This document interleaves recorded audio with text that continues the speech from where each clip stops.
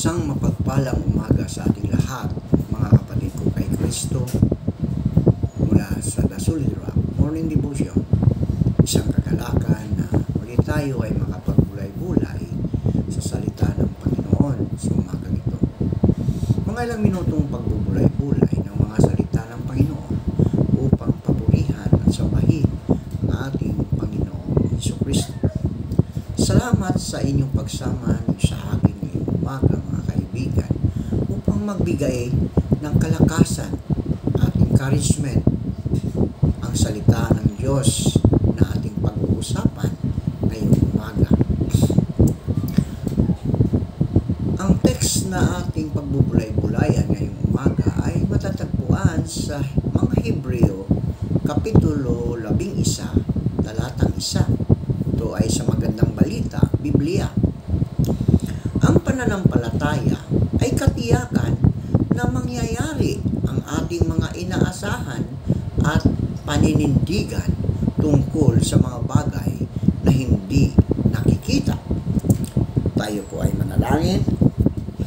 Ama naming Diyos na mapagmahal, Ikaw ay napako sa krus dahil sa aming mga kasalanan. Maraming salamat, Panginoon, sa walang hanggang pag-ibig na inialay ninyo sa amin. Aming itinataas sa iyo, Panginoon, ang aming mga kaibigan na nangangailangan ng kagalingan dahil sa mga karamdaman. Naway abutin mo sila at ibalik mo ang kanilang mga lakas na nawala dahil sa karamdaman at pagalingin mo sila, Panginoon. Aming inilalapit ang aming mga kaibigan na ngayon pa lamang ay naghahanda na upang sila ay umuwi na sa kanilang tahanan dahil sa magdamag na pagtatrabaho, Panginoon.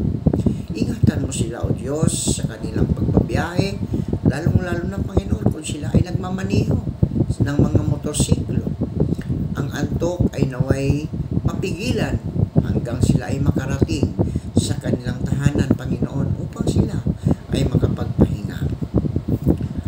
Amin din itinataas sa inyo ang aming mga kapatid na mangingisda na sila ingatan mo sa laot ng karagatan tulad ng pag-iingat mo sa iyong mga anak o sa iyong mga apostol na naroon sa laot nang ang malakas na hangin o bagyo ay kanilang nararanasan at ito'y iyong pinahinto.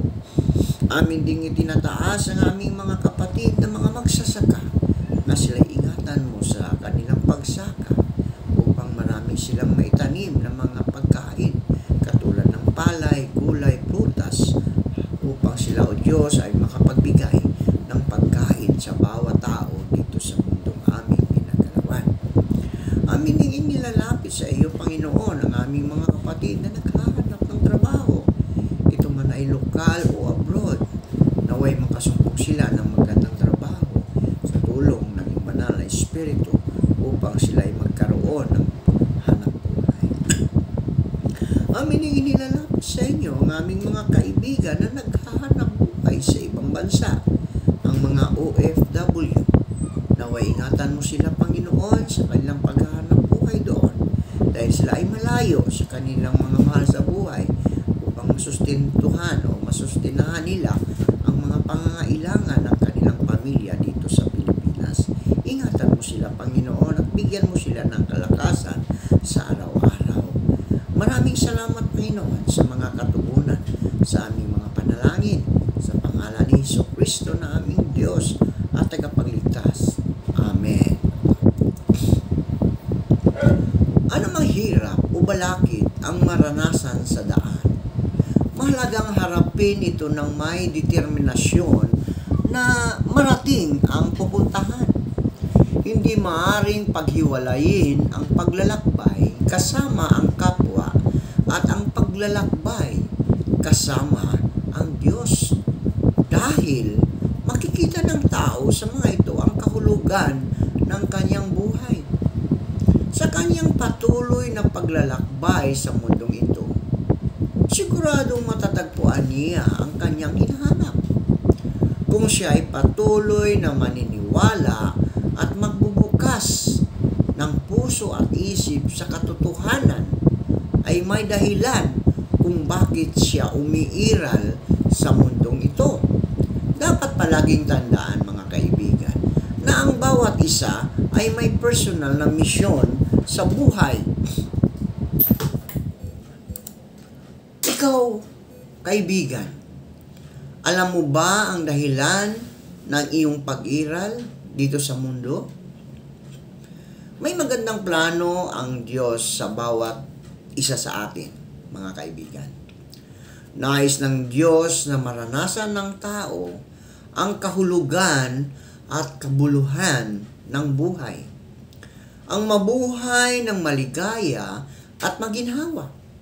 Ngunit kailangan na maging malinaw sa Kanya na hindi ang mga bagay na material tulad ng cellphone, gadget, laptop, mamahaling kotse, malaking bahay, at iba pa ang makapagbibigay ng tunay na kaligayahan at kaginhawaan, mga kaibigan, kundi ang paghahanap sa Diyos na siyang pinagmumulan ng lahat ng biyaya at pagpapala. Kaya't sa paglalakbay ng tao, mga kaibigan, mahalagang malinaw sa kanya ang tamang pupuntahan. Ito ay walang iba kundi ang Panginoong Hesukristo, ang Diyos, ang pinakamabuti at pinakamahalaga sa lahat. Ang tao ang pinaka-espesyal sa lahat ng nilikha dahil hindi lamang sa katawan ang ibinigay sa kanya ng Diyos, kundi pinagkalooban din siya ng Espiritu na nagpapabukod tangi at nagpapakawangis sa kanya sa Diyos.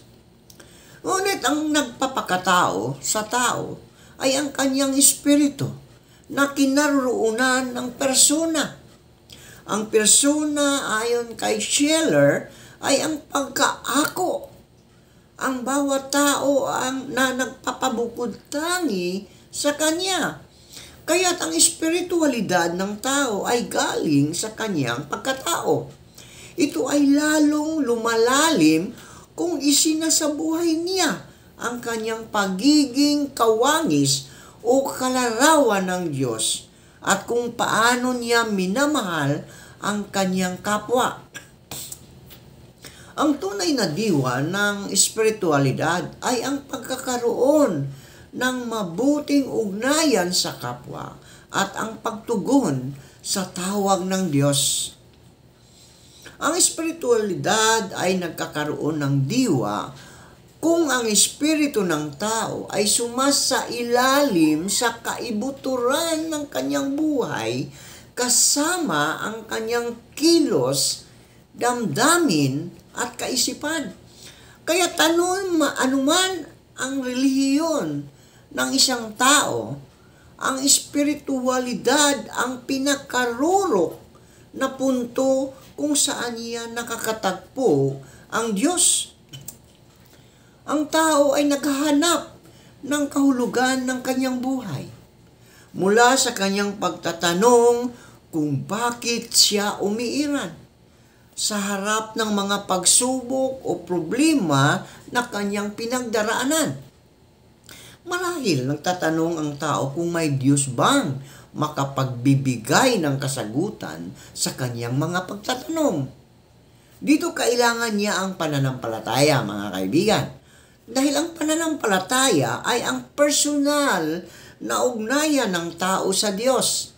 Isa itong malayang pasya na alamin at tanggapin ang katotohanan ng presensya ng Diyos sa kanyang buhay at sa pagkatao niya. Isa itong biyaya na maaring malaya niyang tanggapin o tanggihan.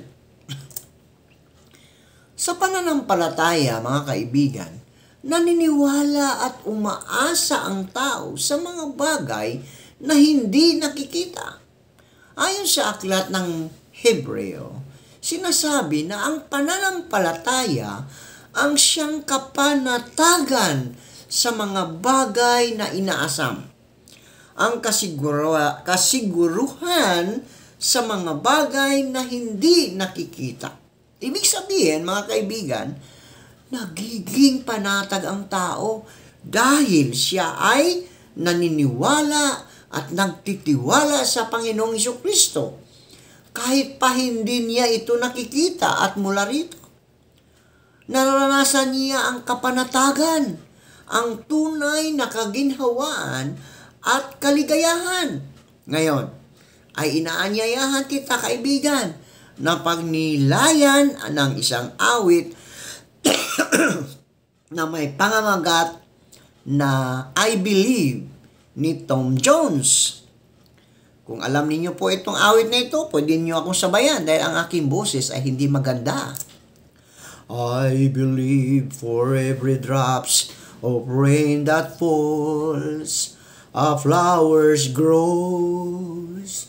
I believe that somewhere in the darkness night, a candle glows. I believe for everyone that goes astray, someone will come to show the way. I believe, I believe, I believe above the storm, the smallest prayer will still be heard. I believe that someone in the great somewhere hears every word. Every time I hear a newborn baby cry, or touch a lip, or see the sky, then I know why I believe. Ano ang mensahe ng awit para sa iyo, kaibigan? Ang mensahe ng awit para sa iyo. Sa awit, ipinapahayag ang paniniwala at pagtitiwala ng tao sa Diyos kahit hindi pa siya nakikita. Sa pananampalataya, itinatalaga ng tao ang kanyang paniniwala at pagtitiwala sa Diyos. Inaamin niya ang kanyang limitasyon at kahinaan dahil naniniwala siyang anuman ang kulang sa kanya ay pupunuan ng Diyos. Ang pananampalataya tulad ng pagmamahal ay dapat ipakita sa gawa. Ito ay ang pagsasabuhay ng tao sa kanyang pinaniniwalaan. Kung kaya't ang pananampalataya ay hindi maaaring lumago kung hindi isinasabuhay para sa kapakanan ng kapwa. Na ipapahayag ng tao ang kanyang pananampalataya sa Diyos sa pamagitan ng aktual ng pagsasabuhay ito. Wika nga ni Apostol Santiago sa Bagong Tipan, ang pananampalatayang walang kalakip na gawa at mga kaibigan, ito ay patay, di ba? Ang pananampalatayang walang kalakip na gawa ay patay. Ibig sabihin, ang mabuting kilos at gawa ng tao ang siyang matibay na nagpapakita ng kanyang pananampalataya. Ikaw, kaibigan, kumusta naman ang iyong pananampalataya?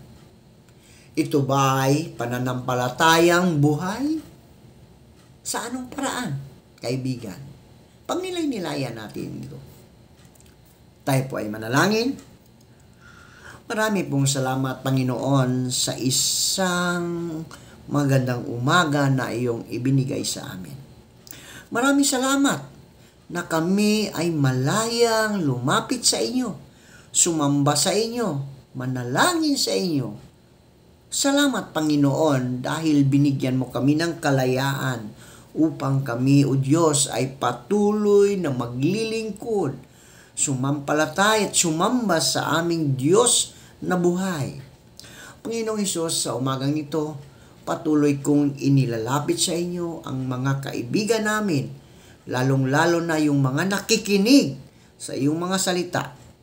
Naway pagpalain mo sila, ilayo mo sila sa kapahamakan kasama ng kanilang mga mahal sa buhay. Anuman ang kanilang hahawakan, Panginoon, pagpalain mo ito.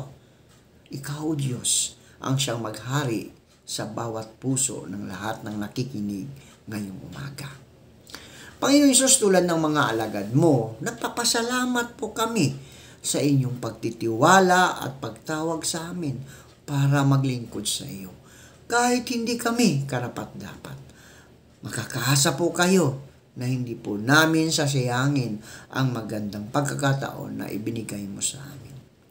Ngayon, ang Panginoon din ng kapayapaan ang magbigay nawa sa inyo ng kapayapaan sa buong panahon at sa lahat ng paraan. Ang Panginoon ay sumainyong lahat. Amen.